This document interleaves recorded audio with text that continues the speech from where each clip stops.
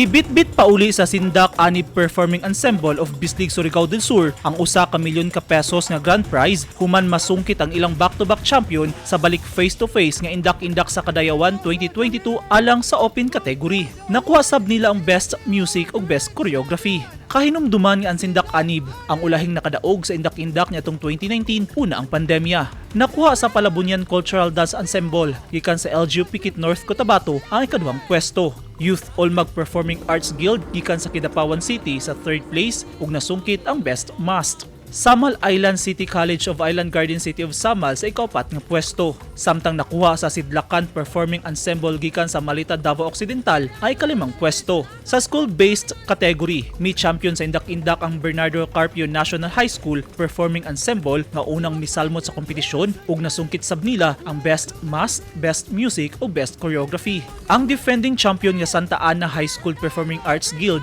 anaa sa ikaduhang pwesto.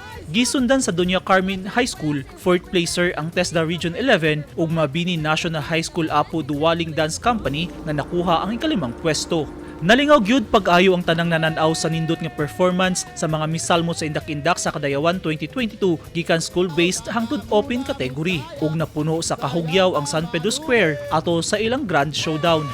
Eugene Hinutan, Newsline Philippines, Davao Region. Stay safe.